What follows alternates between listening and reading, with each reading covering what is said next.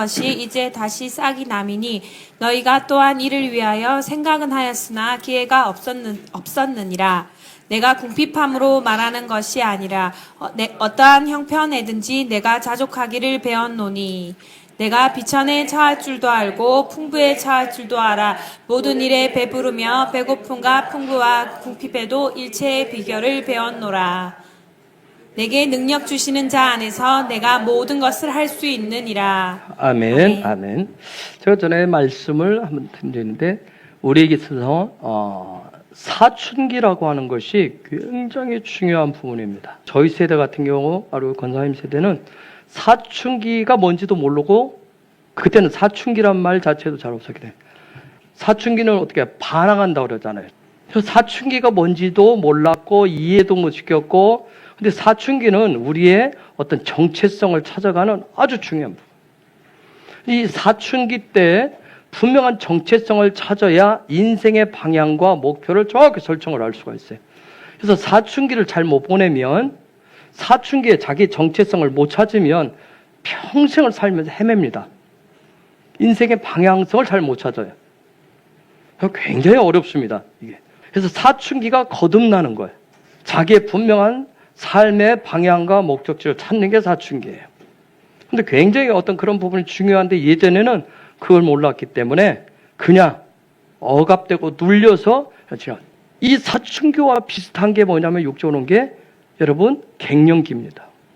사춘기 시절에 분명한 것을 잘 찾고 보낸 분들은 갱년기 때 그걸 잘 이겨내면서 가실 수가 있어요. 그렇듯이 영적인 사춘기가 있어요. 영적인 사춘기를 잘 보내셔야 돼요. 영적인 사춘기를 통해서 분명한 내가 누구인지에 대한 영적인 정체성을 반드시 가지셔야 분명하게 영원한 목표를 향해서 예수와 함께 하나님이 예정하신 뜻대로 목적지를 향해서 가실 수가 있어요. 대부분 육적인 사춘기는 10대 때 이렇게 갖는다고 얘기를 하죠. 근데 영적인 사춘기는 다 달라요. 육적인 나이가 많이 들어서도 가질 수도 있고요.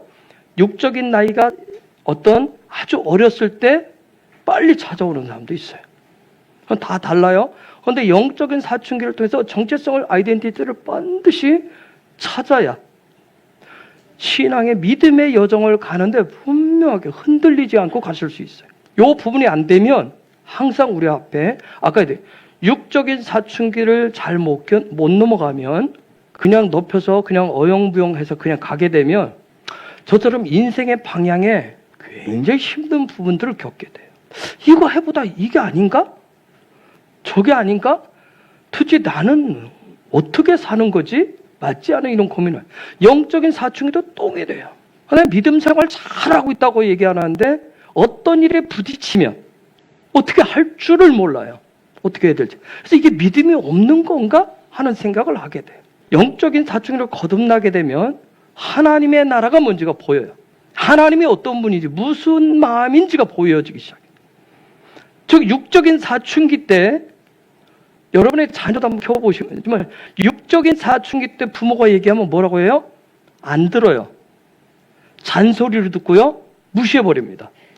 나중에서 알아요. 주변인들이 얘기하면 얘기 안 해요. 그냥 자기 성에 갇혀서 살아요. 이 사춘기를 잘 못 보내면.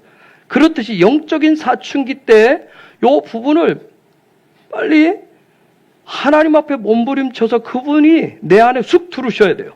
쑥 들으셔야 분명하게 남은 이 땅에서 삶을 영적으로 거듭나지 않으면 육적인 갱년기처럼 문제가 오면 아말렉을 꼭 등장시켜요.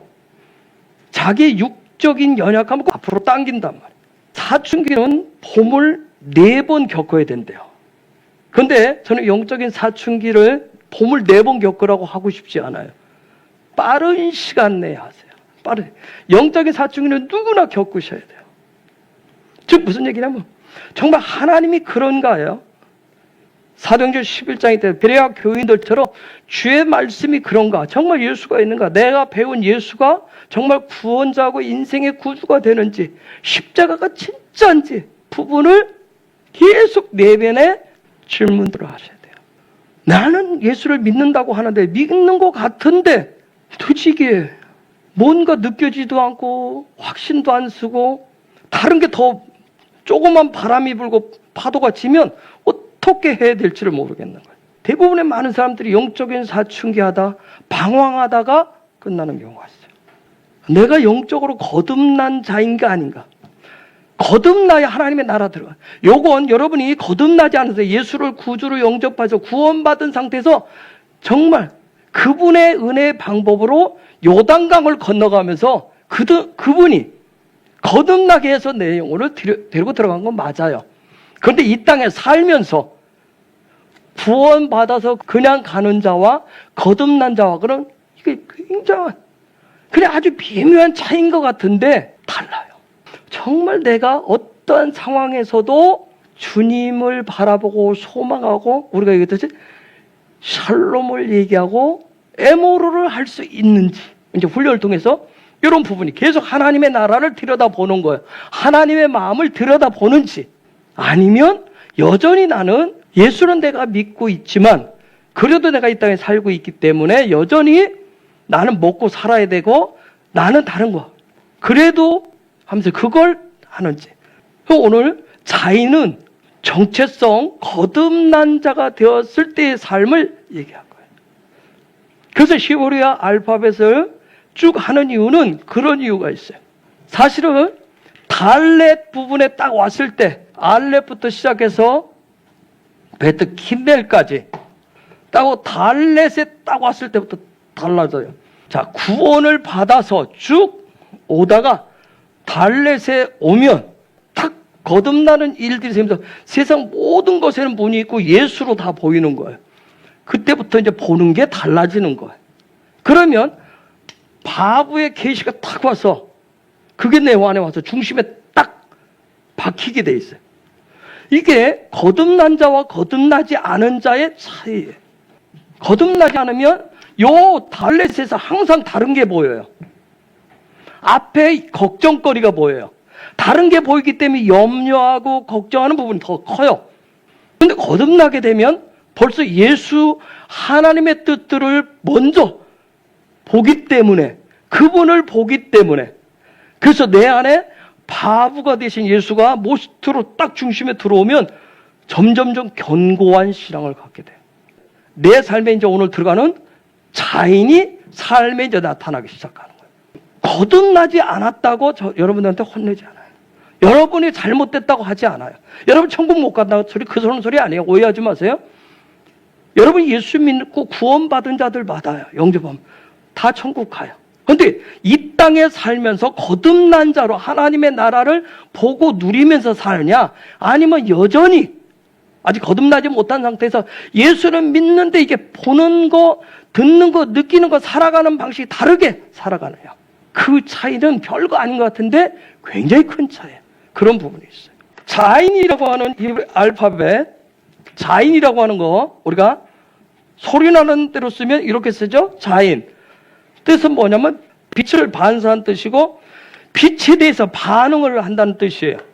또 다른 말은 무기란 뜻이 있어요. 면류관이라는 뜻이 있어요. 숫자 값은 7이에요. 자인은 요 바브가 오면 하늘로부터 빛이 오면 계시 빛이 오면 깨달음이 오면 자인은 반응하는 거예요. 바브에 대해서 반응하는 거예요. 즉 다른 말로 하면 이 바브의 계시가 있어야 바브의 말씀이 있어야 깨달음이 있어야 자인의 삶을 살 수가 있어요.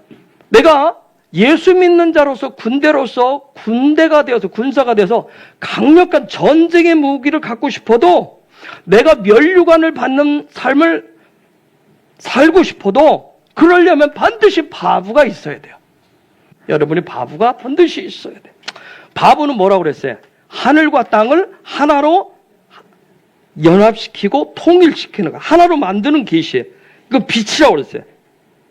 그래서 저와 여러분에게 계시의 빛이 오면 뭔다고 그랬어요? 깨달음이 푸뚝푸뚝 오는 거예요. 깨달음이라고 하는 게 와요.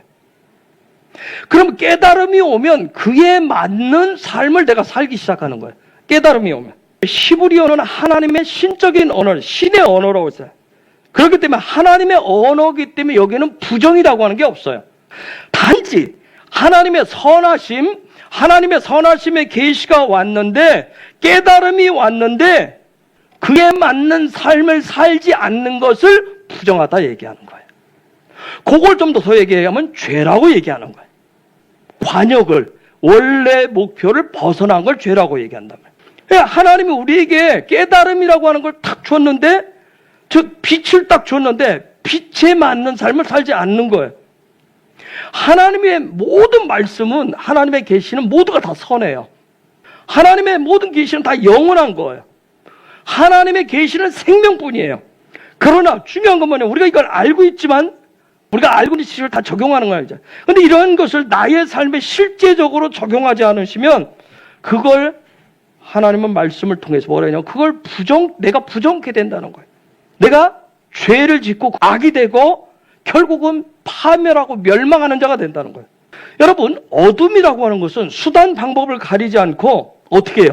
빛을 발하지 못하게 계속 막으려고 해요. 어떻게 했든지 하나님과 빛이신 예수와와 가까이 하지 못하도록 계속 가로막아요. 하나님의 말씀을, 계시의 빛을 부정적인 방법으로, 부정적인 언어로 만들어서 공격한단 말이에요. 우리가 듣는 말씀이, 너 신비주의자야? 너 맨날 너 맨날 그런 것만 따져. 계시.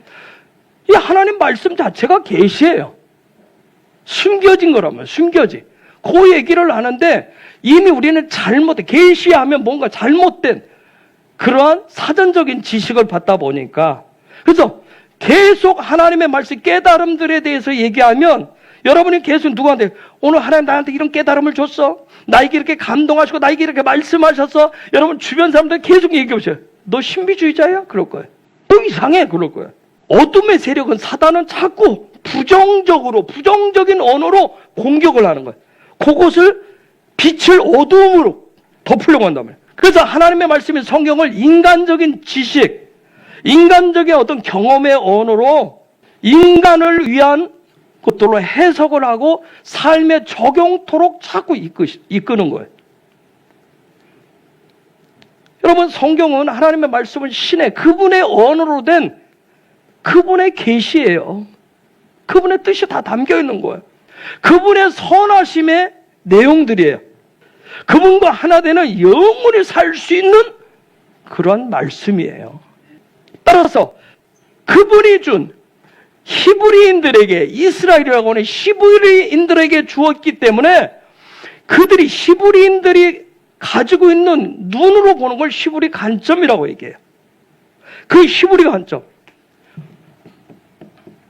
이불이 강을 건넜다 이렇게 얘기하는데, 뭔가를 강을 건넌 거, 우리가 말하면 요단강을 건너듯이, 즉 어떤 헬라적인 관점, 육의 세계의 강을 건너서 오직 아들이신 예수와만을 보게 하는 관점이 바로 히브리 관점이에요. 그런데 우리는 아까 얘기했듯이, 제가 빌립보서 4장 10절에서 13절 말씀 여러분들 읽으면 뭐라고 여러분들을 갖다 저기다 해석을 해요? 10절부터 뭐 쭉 얘기했더니 바울이 저렇게 했듯이 나는 가난할 줄 알고 하면서 하나님이 능력 주셔서, 은혜 주셔서 또 그런 가난하게 살다가 부자도 되게 하고, 그래서 13절에 뭐예요? 그분이 능력만 주면 난 모든 거 다 할 수 있다고, 그냥 내 관점에서, 세상이 말하는 관점에서 그렇게 해석을 했다. 여러분, 모든 것에는 하나님의 거룩한 목적이 있어요. 신성한 목적이 있어요. 히브리 관점은 뭐 그렇기 때문에 모든 것을 예수화로 보는 관점이란 말이에요. 그게 히브리 관점이에요. 그렇기 때문에 이런 히브리 관점, 영의 관점이 아닌 헬라적 관점으로 내 육의 입장에서, 육신적인 입장으로 푸시면 그건 하나님으로부터 자꾸 멀리 갈 수밖에 없어요. 참 우리가 어려운 게, 사단은 영적인 어떤 존재잖아요. 영의 존재잖아요. 그래서 사단이 제일 뭘 잘하는 줄 아세요? 뭘 잘할까요, 사단이? 카피를 제일 잘합니다.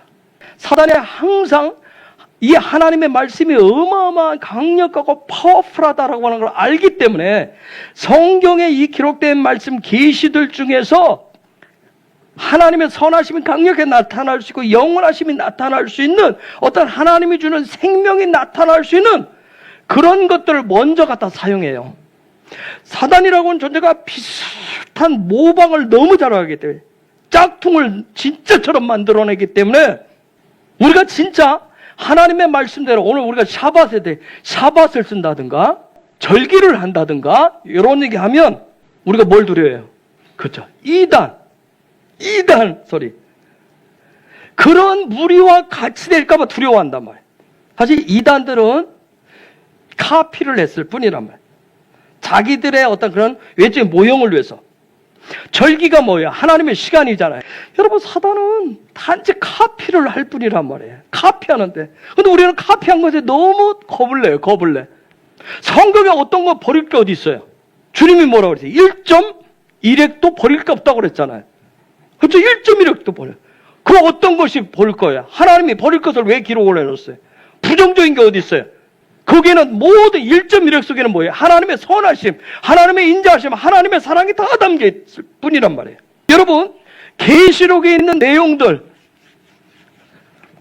여러 가지 핫한 게 있죠?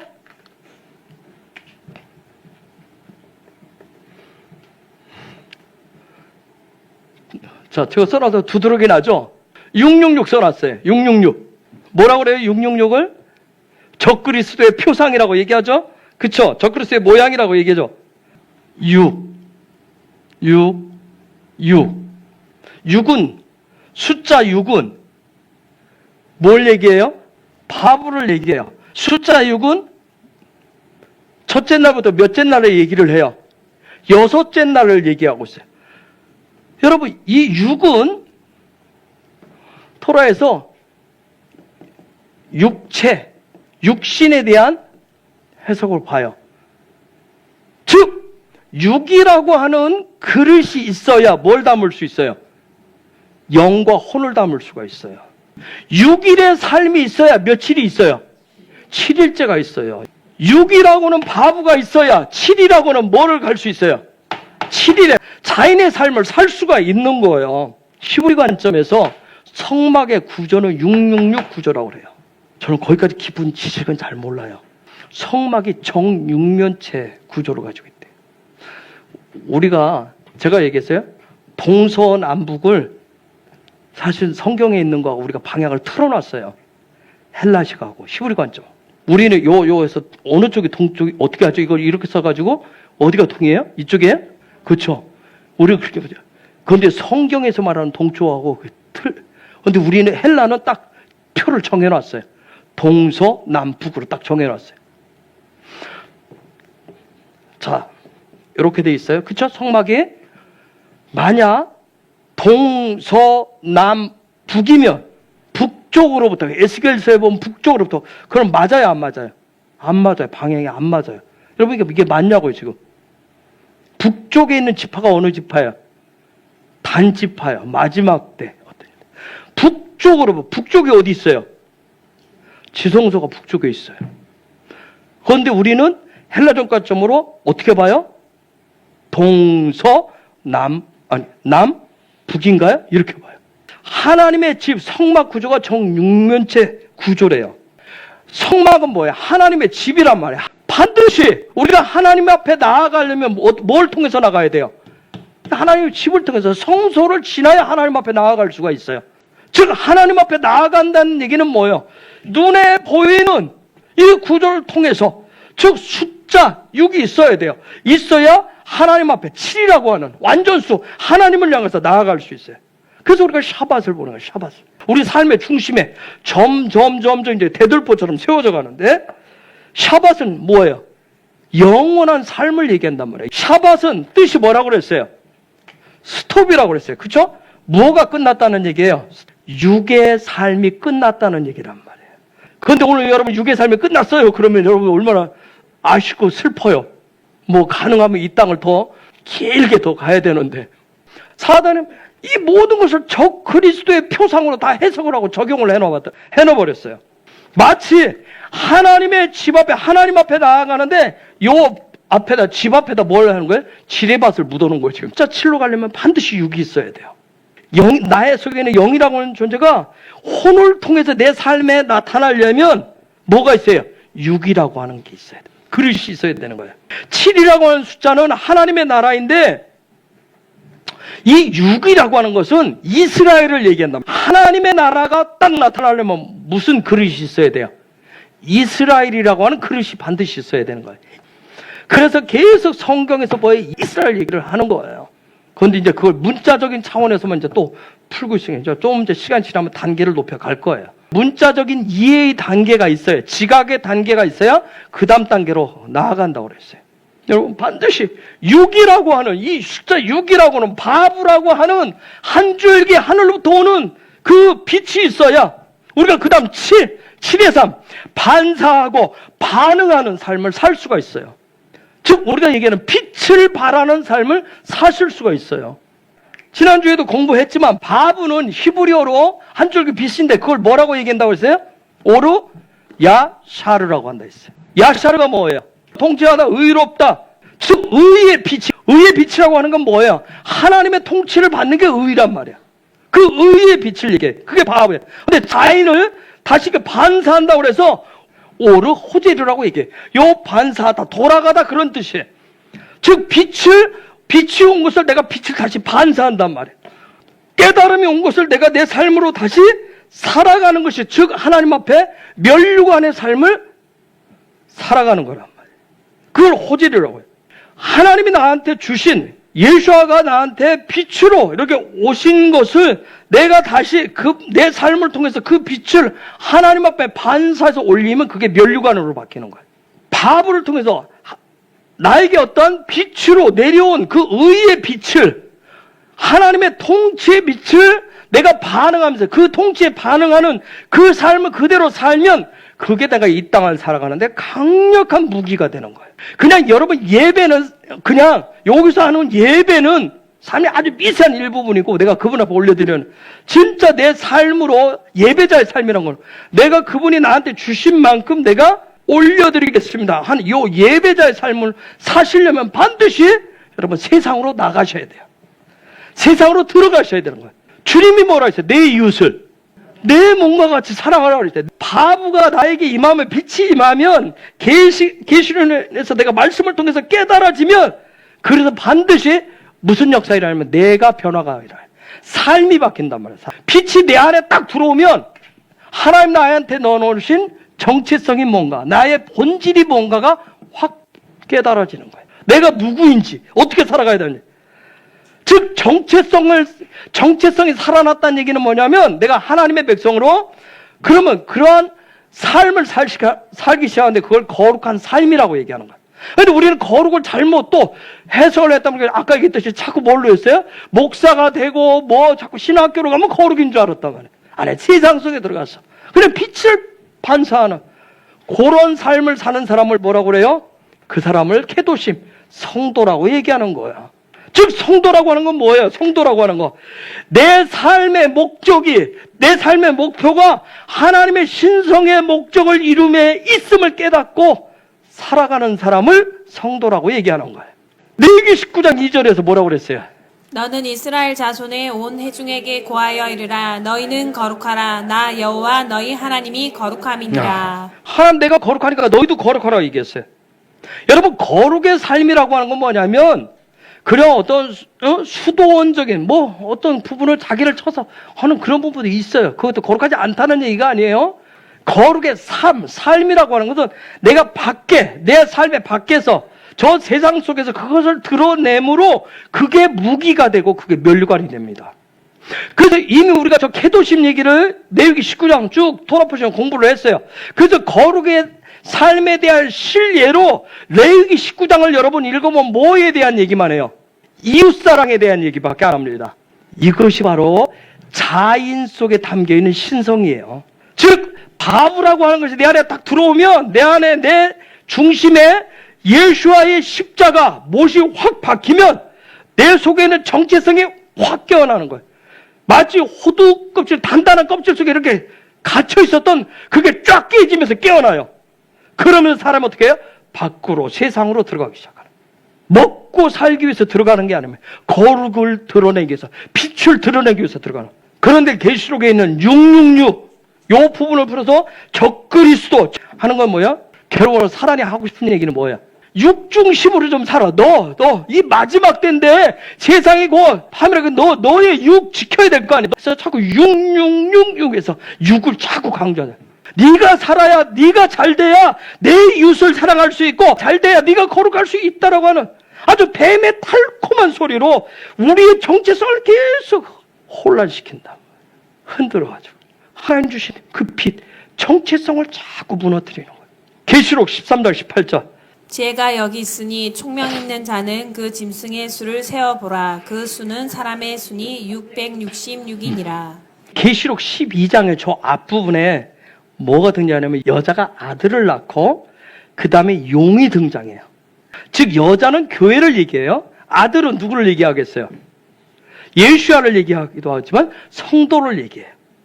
그 다음에 용은 사단을 얘기해요. 저게 딱 다른 12장에서 드디어 사단하고 전쟁이 시작, 충돌이 일어나기 시작해요. 이때 사단이 쓰는 무기 시스템이 뭐다? 666이에요. 즉 무슨 얘기냐면 너 마지막 때 살잖아. 그래, 네가 너의 육의 삶에 무엇을 얼마만큼 가지고 있느냐. 네가 마지막까지 교회를 위해서, 하나님의 나라를 위해서 뭔가 해낼 수 있는 무기가 될 거야. 거기에 666. 그 중에 가장 강력한 게 뭐예요? 물질, 돈이에요. 여러분도 그렇잖아요. 저도 마찬가지예요. 지금도 우리는 그래서 사단이 쳐놓은 그 666 무기 앞에서, 그 무기 앞에만 쓰면 우리는 뭐예요? 음매 기죽어요. 그래서 어쨌든 돈이 필요하다고 얘기해요. 돈이 필요하다고. 그래서 교회도, 거룩의 삶도, 하나님의 나라도 다 돈으로 결정된다고 계속 가르칩니다. 즉 무엇을 무너뜨리고 싶은 거예요? 예수아가 내 속에 박아놓은 무엇을? 바보, 못을 살금살금 갉아서 녹슬게 해서 그것을, 그 대돌보를 살살해서 무너뜨리고 싶은, 그 중심을 무너뜨리고 싶은 거예요. 나의 중심을 무너뜨리고 싶은 거예요. 계속 그걸 통해서. 그래서 이제 어떻게 가요? 예수와는 뒤로 빼고 예수와보다 뭐가 앞에 나왔어요? 물질이 앞에 나왔어요. 성도된 캐돌심의 그 정체성을 바꿔버리는 거예요. 이게 지금 이게 마지막 때 일어나는 일들이에요. 돈, 물질이, 성공이 바보가 되어버린 거예요. 바보. 그래서 성경을 다 해석할 때 어떻게 했어요? 다 해석하면 하나님으로부터 온 계시를 해석하고 적용하면 결론은 다 뭘로 나와요? 말씀에 충성하시면 복 얘기하는데 뭘 해요? 여러분 제일 좋아하는 복. 모든 걸 해석하고 복 얘기를 하는데 결론, 그 복이 어떤 복이에요? 물질의 복이고 출세의 복이에요. 여러분 거짓된 가르침으로 하나님의 말씀, 성경을 헬라적 관점으로, 세상적 관점으로 해석하고 적용하는 것은 마지막 때 킹덤과 사단의 세력과의 엄청난 전쟁이 될 거예요. 갈수록. 그걸 계시록 16장 16절에서 뭐라고 해요? 계시록 16장 16절 가볼게요. 새 영이 히브리 음으로 아마겟돈이라 하는 곳으로 왕들을 모으더라. 그래서 여러분이 뭐라고 들었어요? 아마겟돈 전쟁이라고 들었잖아요. 여러분 이스라엘 땅에 가면 무깃도라고 하는 지역을 아마겟돈이라고 해요. 세 곳에서 우리가 모여서 전쟁을 할 것이야. 그렇게 해요. 무깃돈. 마지막 6 세 군데서 공격을. 사실 우리가 힘든 이유가 뭐야? 우리의 삶의 환경, 시스템들이 이미 돈, 물질, 성공 이런 구조로 되어 있기 때문에 사실 저와 여러분에게 바보가 와도, 깨달음이 와도, 내가 정체성이 회복되어도 우리는 싸우는데 쉬워요? 어려워요? 어렵습니다. 버거워요. 그것으로부터 벗어나는 길이 뭘까요? 한갑을 벗어나게 하는데 그게 바로 히브리 관점으로 하나님의 언어인 히브리어 알파벳, 그 속에 담겨있는 하나님의 목적이 무엇인지를 하나씩 배우고 여러분의 삶의 시스템이 되도록 훈련하고 익혀가고 습관이 되게 하는 거예요. 그리고 우리가 히브리 알파벳을 알렙부터 유드까지 쭉 가는 요 방식을 배워가지고 그 다음 뭐예요? 유다음에 카프를 통해서 여기까지 배운 것을 카프에서부터 해석하고 내 삶에 적용하는 훈련을 계속 반복해서 내 삶에 조금씩 풀어낸다면 이 세상 그 구조 속에서 자유케 되는, 자유의 영역이 자꾸 지경이 조금씩 확장되는 것을 여러분이 경험하실 거예요. 한 번에 확 올 거라고 기대하지 마세요. 그래서 우리가 한 방을 많이 노렸어요. 그냥 성령 충만만 되면 다 될 거라고. 우리가 계속 충만을 구하는 이유가 뭐예요? 여러분, 자인이라고 하는 건 굉장한 무기예요. 도대체 이게 어떤 무기냐는 거예요. 어떻게 사용을 해야 될 것인가? 어떻게 이 무기를, 자인이라고 하는 것은 하나님의 그 강력한 주시는 무기인데 그걸 어떻게 사용해야 될까요? 사용하는 방식을 토라에서는 뭐라고 하냐면 그걸 사랑이다 얘기합니다. 사랑이라고 하는 부분을 표현을, 사랑인데 요걸 입을 열어서 표현을 한단 말이에요. 반사 표현을 하는데 그걸 축복한다고 얘기해요. 사람을 해서 블레싱, 축복하는 거예요. 사람을 향해서 무엇이 되었든지 간에 샬롬을 선포하고 축복하는 거예요. 나에게 돈이 되는 거, 나에게 유익이 되는 거, 나에게 힘이 되는 거, 명예가 되는 것을 축복하는 게 아니라 모든 어떠한 상황임에도 불구하고 거기에 샬롬을 선포하고 축복하시는 거예요. 뭘 가지고 축복해? 내 안에 있는 바브를 통해서 온, 빛을 통해서 온 그 거룩함을 가지고, 거룩의 빛을 가지고 샬롬을 축복하시는 거예요. 그래서 이런 축복하는 삶, 이런 자인의 삶이라고 하는데 이 자인의 삶은 또 다른 말로는 신부의 삶이라고 얘기해요. 면류관을 누가 써요? 신부가 씁니다. 자, 우리가 요즘 민수기 이 부분을 들어가잖아요. 광야 삶을 배우는데 베미드바르의 삶은 신부의 면류관을 쓰고 살아가는 신부의 삶에 대해서 지금 배우고 있단 말이에요. 여러 가지 표현했지만 거룩의 삶이다, 성도의 삶이다, 신부의 삶, 이 얘기는 다 뭐냐면 지금 우리 히브리 알파벳으로 말하면 자인의 삶이라면 자인의 삶을 얘기하는 건데 이것은 무엇을 하는 것이다? 하늘로부터 온 빛을 반응하는 삶이에요. 즉 그걸 다른 말로 하면 뭐예요? 그게 이웃사랑이라는 거예요. 그 이웃사랑을 구체적으로 표현한 게 뭐예요? 축복을 한단 말이에요. 그를 향해서 샬롬을 축복하고. 이 자인이라고 하는 것 속에 담겨있는 하나님의 목적이 뭐냐는 거예요. 신성의 목적이 뭐냐는 거예요. 그건 다른 거 아니에요. 빛을 발한다, 축복한다는 거예요. 하나님의 나에게 줄 바브를 통해서 주신 그 거룩함, 빛, 그 신성의 목적을 가지고 상대방을 바라보시는 거예요. 이 훈련을 우리가 하는 거죠. 쉽지 않죠? 그리고 그 빛으로 상대방을 이렇게 감싸시는 겁니다. 그걸 축복이라고 그래요. 이런 축복은 그 사람 속에 있는 하나님이 넣어놓으신 그 정체성, 신성의 목적을 드러내 주어서 그 아이덴티티가 살아나도록. 그래서 강력한 능력이 있다고 그랬어요. 이 자인의 삶을, 이렇게 요 삶을 이제 살아내는 훈련을 하는 성도는 그래서 광야 인생길에서도 하나님이 나에게 주신 그 정체성으로 이웃을, 세상을, 광야를 보기 시작합니다. 지금 요 상대방을 축복, 샬롬을 선포하고 그 사람 속에 있는 하나님이 주신 그것들을 보려고 하는, 드러내 보이려고 그러고 내가 광야길을 예수와 함께 가는데 그럼 내가 계속 나에게 필요한 게 뭐예요? 빛이 필요한 거예요. 바브의 계시가 필요하다면 내가 계속 그게 필요한 거예요. 그게 있어야 내가 볼 수가 있기 때문에, 그 빛이 있어야 내가 상대방을 빛으로 볼 수가 있기 때문에 그 빛이 필요한 거예요. 그래서 바브가 계속 필요한 거예요. 나에게 주신 그 바브의 빛대로 살아가는 삶을 자인의 삶이라고 그런 거예요. 그래서 이런 바브가 내 안에 있으면, 킹덤의 정체성이 있으면 내가 광야 인생길을 가는데 누가 필요한 거예요? 광야 인생길은 평생 누구와 함께 가는 거라 했어요? 신랑 예수와가, 신랑 예수와가 전부라고 하기 시작하고 이것이 내 삶이 시작되어지면 더 이상 세상, 남에게 누군가로부터, 세상으로부터 무언가가, 예수도 있어야 되지만 무언가 다른 게 있어야 된다라고 하는 이 필요성이 점점 사라지기 시작해요. 계속 신랑을 의존하는, 신랑 예수와를 계속 바라보는, 처음에는 신랑 예수와보다 뭐가 더 커 보이는데 그쪽이 더 커 보이는 거예요.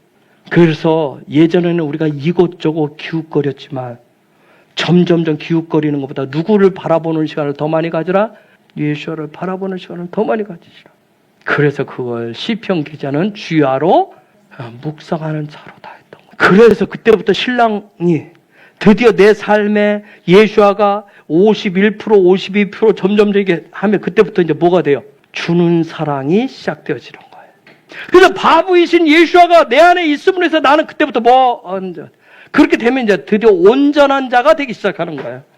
그런 온전한 자가 된 사람들을 뭐라고 얘기하냐면 히브리어로 하시딤이라고 합니다. 하시딤이라고 그래요. 의인들, 경건한 자들 이렇게 얘기해요.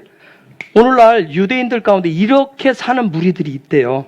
이 사람들은 어떤 의식을 가지고 있냐면 자신은 하나님의 신성한 목적을 가지고 있기 때문에 그래서 국가로부터 뭘 제공받아도, 어느 단체로부터 제공받아도, 이웃으로부터 뭘 받으면 그 국가가, 단체가 그 사람이 나를 준 것이 아니라 하늘이 그걸 통로로 해서 나를 줬다고 그렇게 의식구조를 가지고 있어요. 그래서 이 사람들은 굉장히 자유해요.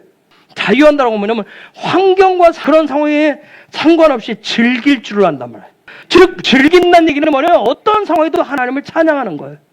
이 사람들은 하시딤들은 정말 성경에서 바울이 얘기하는 경건한 자들은 어디서든지 뭐냐면 어떤 상황이든지 할렐루야 하는 거예요. 할렐루야. 여러분 하시딤 이 경건한 자, 그 바울이 얘기하는 경건한 자, 거룩한 삶을 사는 사람은 누구하다고 뭔가를 받아내기려고 하는 자들이 아니라 뭔가를 요구하는 사람이 아니라 오히려 축복하는 자들이에요. 축복한다고 샬롬을 거기서 선포해요.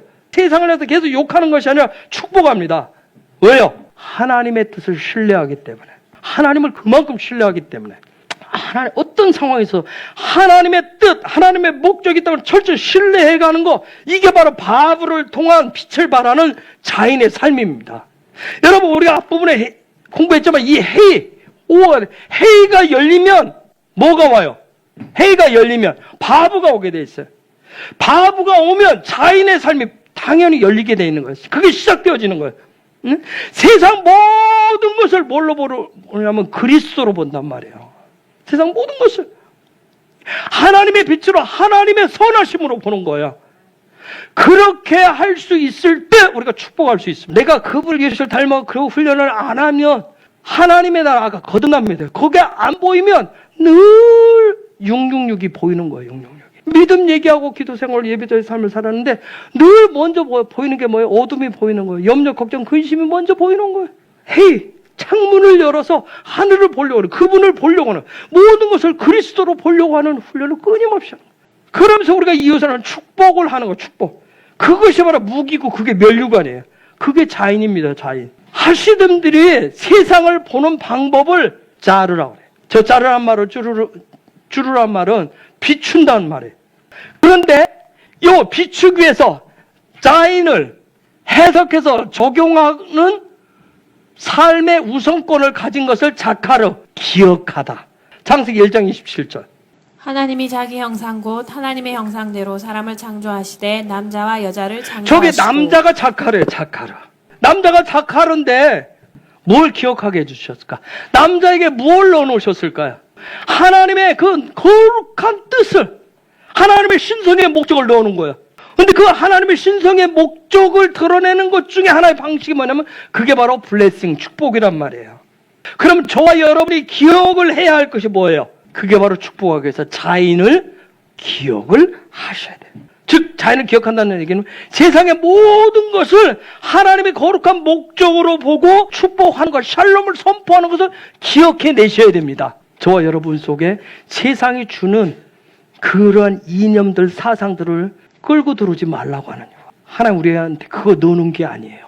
그런 것들이 들어오면 자꾸 우리가 뭐야? 편을 가르게 돼 있어요. 저주하게 돼 있어요. 그리고 결국은 악한 말을 하게 돼요. 내 기억장, 하나님이 넣어놓은 신성의 목적을 넣어놓은 이 기억장치에 죄라고 하는 그 선악과라고 하는 육이라고 하는 바이러스 때문에 침투했기 때문에 저와 여러분의 삶이 망가진 거란 말이에요.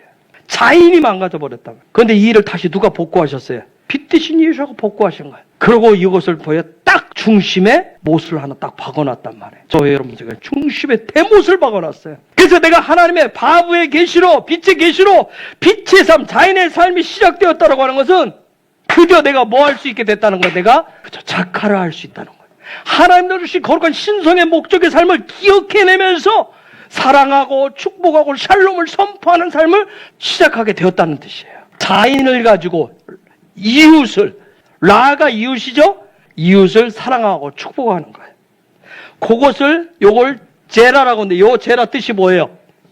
그것이 씨라고 번역되어 있어요. 성경에는. 씨, 다른 말로는 자손, 후손이라고 그렇게 번역되어 있어요.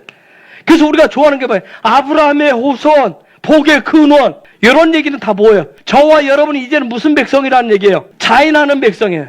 샬롬을, 축복을 주는 백성이란 말이에요. 축복을 주는 백성이. 하나님의 말씀 속에서 이 씨 속에, 제라 속에 넣어놓으신 것은 아주 어마어마한 거예요. 그래서 여러분 이 자카르들을 아무렇게나 보지 마세요. 그래서 남자가 뭐 한다고 그랬어요? 하나님의 뜻을 이루는 게 남자들. 여러분, 근데 이게 아까 얘기했듯이 바보가 안 들으면, 정체성이 회복이 안 되면 이게 정말 힘들어지는 거예요. 믿음이 계승하는 가르치는 것은 엄마들의 역할이에요. 하나님의 나라 일을 이루는 건 뭐예요? 가정 속에서 아빠들이에요. 자카르. 그래서 여러분의 남자 자녀는 그 속에 있는 자카르 속에 기억으로 하나님 신성의 목적을 두는 걸 그게 드러나게 해주셔야 돼요. 그러면 딸들은 어떻게 돼요? 밭의 역할을 할 수 있도록, 좋은 밭의 역할이 될 수 있도록 그것을 작업해줘요. 그 속에는 하나님의 형상과 모양을 보도록 해야 돼요. 저기 있을 때 하나님의 형상과 모양대로 저것은 남자와 여자를 다 창조했어요. 남자가 됐든 여자가 됐든 그 속에 하나님의 형상과 모양을 다 보셔야 돼요. 제라 씨가 들어간다, 밭으로 들어간다라고 하는 건 뭐예요? 하나님의 형상과 모양이 들어가는 거란 말이에요. 그래서 예언 축복을 통해서 그 정체성을, 그 생명을 들추어서 싹이 나도록 해주는 거예요. 도와주는 역할을 한단 말이에요. 그래서 하나님 주신 이 씨 속에는, 제라 속에는 엄청난 것이 들어있어요. 하나님의 나라가 들었습니다.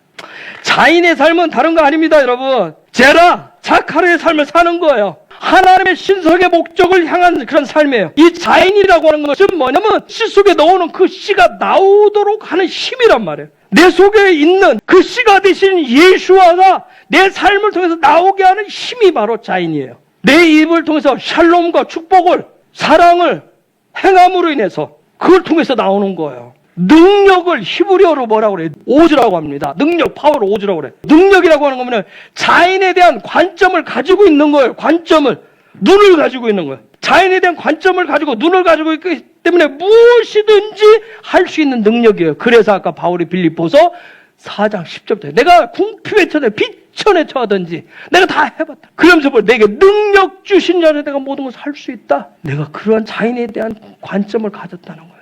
즉 자인이 가지고 있는 강력한 무기에 대한 그 고백을 하고 있어요. 우리가 하나님의 킹덤 공동체 안에서 우리가 때때로 이제 어떤 파도 만나면 때로는 어떤 힘에 붙여서 막 하는 지체가 분명히 그 속에 바보와 자인을 가졌음에도 불구하고 징징거릴 때가 있어요. 우리가 킹덤 백성으로 쫙 모두가 다 바보와 자인을 하나님 넣어주셨어요. 그런데 어떤 때로는 하려고 하다가 안 돼서 징징거리며 울 때가 있어요. 이 받고자 함 때문에 그런 일들이 생겨요. 이번 주간에 그 정탐꾼 사건을 보잖아요. 민수기 13장. 이제 지난주부터 쭉 봤는데 10명의 정탐꾼, 그 백성들 왜 광야에서 다 죽었어요? 결국은 징징대다 다 죽어요. 10명의 정탐꾼하고 백성들이 징징대다가 죽어요. 계속 뒤에 보세요. 계속 달라고 합니다. 어린아이가 징징대는 건 뭐예요? 이 아이한테는 자라지 않았기 때문에 상대방이 안 보여요.